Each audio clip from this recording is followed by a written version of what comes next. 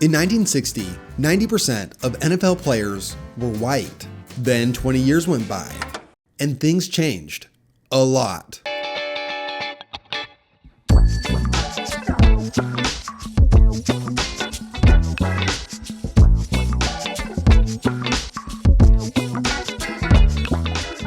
By 1980, the league was majority black and massively more popular.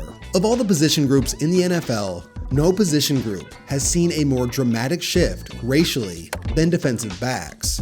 Fans could really notice this shift happening by the late 60s, and in the early 70s, one unit became the official symbol of change at the position, the first all-black secondary in NFL history. However, to most fans, they were mostly known for the way they played the game. 103,000 in person, 90 million watching on television, countless millions listening on radio. The Roman circus was never so grand.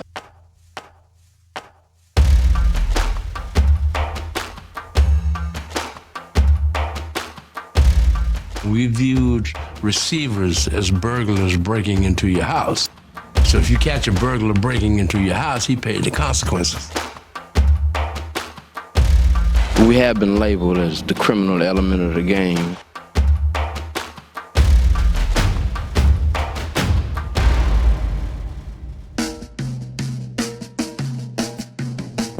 Willie Brown, the godfather of bump and run coverage. George Atkinson, the man who was deemed a criminal by legendary Steelers coach Chuck Noll. Jack Tatum, a player nicknamed the Assassin for delivering some of the most punishing hits ever. And finally, Skip Thomas, who received the nickname Dr. Death. The unit that was made up of these four defensive backs received the nickname Soul Patrol after becoming the first all-black secondary the NFL ever had. Right down the Got middle him. again. Oh, Did they hit him? held That's a on. helmet that went I don't off. know how he held on. Even in one of the most ruthless decades in league history, the Soul Patrol had a play style so brutal that they inspired rule changes. In 1979, the NFL created the 5-yard chuck rule, in large part because of the secondary. And that wasn't all.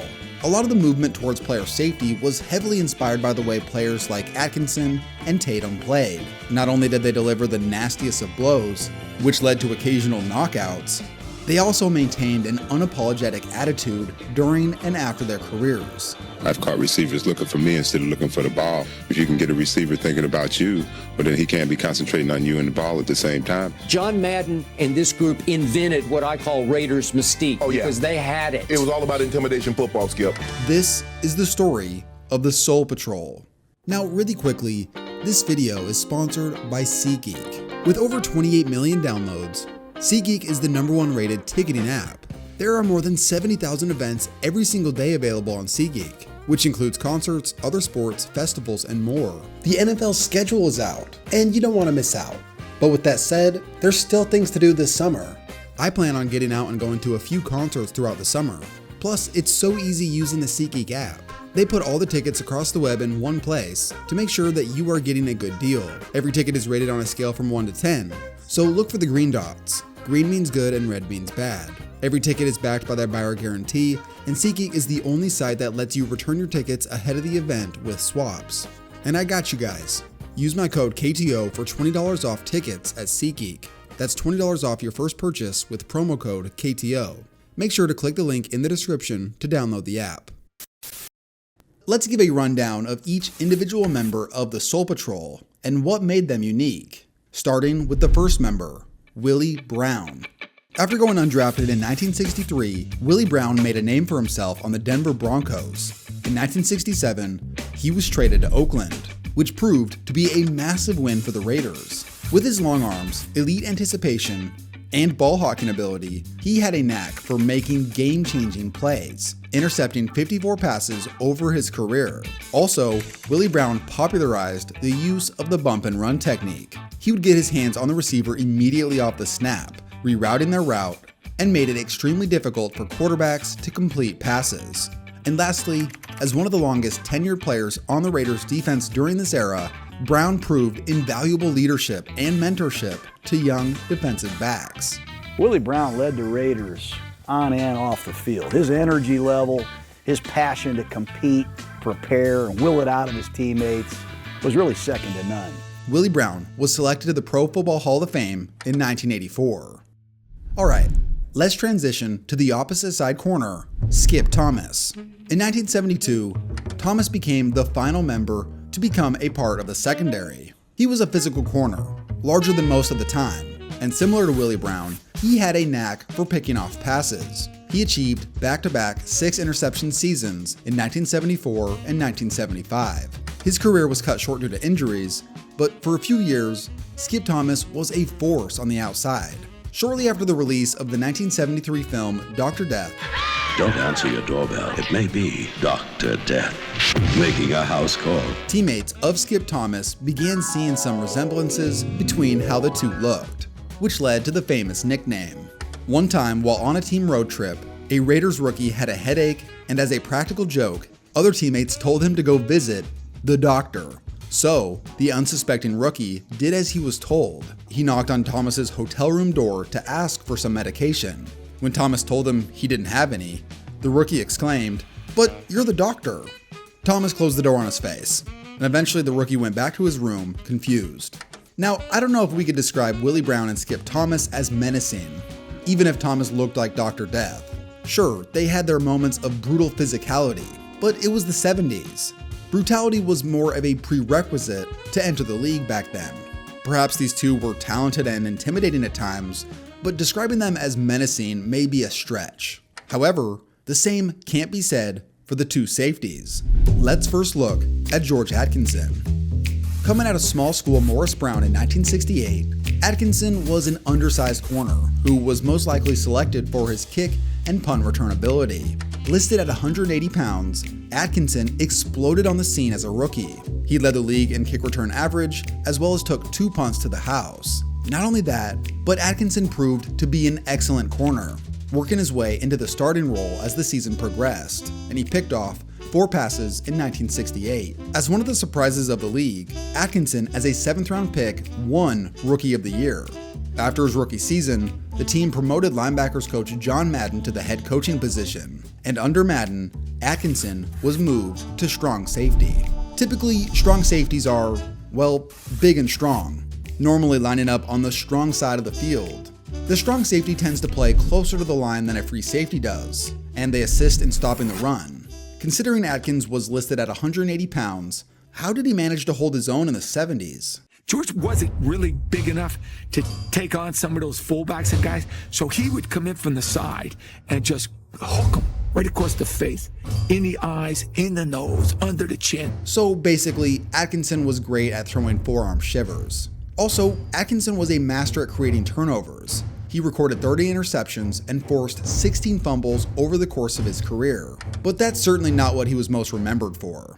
Atkinson had a reputation as a total menace. As an opposing player, you were never safe. George popped Russ Francis right in the nose, broke his nose. It bled the whole game. He said, well, that guy's 6'5", 230 pounds, and I'm 5'11", 180, and I just had to let him know that that's the way it's going to be today. Even in an era of complete brutality, Atkinson constantly rode the line between the gray area and downright dirty play, which led to an infamous feud. The Steelers and Raiders were one of the highlights of American sports in the 1970s. The two most ruthless NFL teams constantly battled for supremacy in the AFC. Not only were they ruthless, but they also dominated. From 1970 to 1980, the Raiders won 2 Super Bowls, while the Steelers won 4. They matched up in 5 consecutive playoffs, 3 of which the winner became the eventual Super Bowl champ. Every time these two teams played, you knew it was going to be a bloodbath. One of the storylines that stood out was the feud between George Atkinson and Lynn Swann. During the freezing 1975 AFC Championship game, Atkinson knocked Swann out of the game with a brutal right arm hook. Swann was carted off the field, and later opened up in an interview. I think George has proven himself and what kind of a person he is as far as his play on the field. And George doesn't look like he's going to change his style of play, and if the league doesn't do anything, well, who knows? The Steelers went on to win that game without Swann, and went on to win the Super Bowl. This had marked back-to-back seasons where Pittsburgh got the best of Oakland. The Raiders were bitter about this, and they got their first shot at revenge during week 1 of the following season. Once again, Atkinson took another shot at Swan, knocking him out for a second time. Following the game, Steelers coach Chuck Noll was furious. He called Atkinson a criminal and accused him of using criminal tactics on the field. Atkinson, who felt this was an unfair attack of his character, filed a $2 million defamation lawsuit against Noll and the Steelers. Atkinson lost the case, and ultimately is remembered as a total menace on the back line. However, he wasn't the most intimidating safety on the Raiders team. That would be Jack Tatum. Drafted by Oakland in 1971, Tatum immediately made his presence felt. He drew comparisons to Dick Butkus following his first game due to knocking out 2 Colts tight ends. This set the tone for the rest of his career. Known as the Assassin for his aggressive and physical style, Tatum was a 3-time Pro Bowler. And Tatum's style of play was controversial at times, as he was involved in several incidents that sparked debates about player safety in the NFL.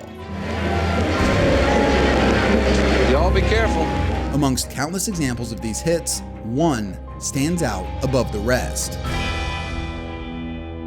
On August 12, 1978, Tatum delivered the hit that would make him infamous during a preseason game against the Patriots. Grogan will put it in the air. Oh, the intended receiver is Darryl Stingley. The man he ran into was Jack Tatum, and Stingley was down. In a preseason game versus the Patriots, Jack Tatum made a hit on wide receiver Darryl Stingley that left him paralyzed. Tatum later said that he had made a hit like this thousands of times in practice, except this time, the hit caused irreversible damage. This hit changed the course for a few things: the lives of both Tatum and Stingley, as well as the direction of safety for the NFL. Starting with Stingley, he gained very limited mobility, but ultimately lived the rest of his life as a quadriplegic. For Tatum, the hit changed him. According to a friend, quote, "For years, he was almost a recluse." It did affect your play last year? Sure, it affected my play. Tragic accident like that's going to affect you, if you're involved in it. The two players never spoke after the hit, although Tatum did say that he tried to visit Stingley once, but was turned away by Stingley's family. Tatum was always cast as a villain after this, largely due to the lack of remorse when talking about the way he played in different settings. Ultimately, Stingley forgave Tatum for the incident, but others struggled to do the same. When Tatum had passed away suddenly back in 2010, Stingley's former teammate Steve Grogan said the following, quote, "I have a hard time trying to find something nice to say. I just can't do it." For Stingley and Tatum, they never had closure after the incident, but two individuals from the Raiders did strike up a friendship with Stingley, the first of which was John Madden. Madden rushed to the hospital after the game and found himself as Stingley's only visitor. No one from the Patriots had even showed up there until Madden called their team. Their plane was on the runway when he called and was about to take off. From that moment, Madden and Stingley struck up a close friendship. The other individual was Raiders guard Gene Upshaw, who also became friends with Stingley. Later, Upshaw played a crucial role in securing benefits for disabled players through the NFLPA. For the NFL, this incident became a symbol of violence for the game as a whole. The hit was not penalized due to the more lenient rules back then, but in the aftermath, the hit was a catalyst in player safety changes moving forward. Over time, the league has enforced stricter and stricter policies in response to helmet-to-helmet hits, as well as hits on defenseless players, something that Stingley himself admitted to the Chicago Tribune that he was a fan of. Quote, "It has opened the game up to allow receivers to get downfield, and it has made the game more exciting." Overall, the Soul Patrol is a representation of a few things from this unique time period in the NFL, a symbol of the racial changes happening in the league, as well as the embodiment of 1970s football. The soul of the game was a violent, menacing one that you'll see many fans from that era still cherishing to this day. They were good, but weren't on the best team, and they weren't even the best secondary at the time. However, no one captured that era of football's essence better than the Soul Patrol. The autumn wind is a raider, pillaging just for fun. He'll knock you round and upside down and laugh when he's conquered and won.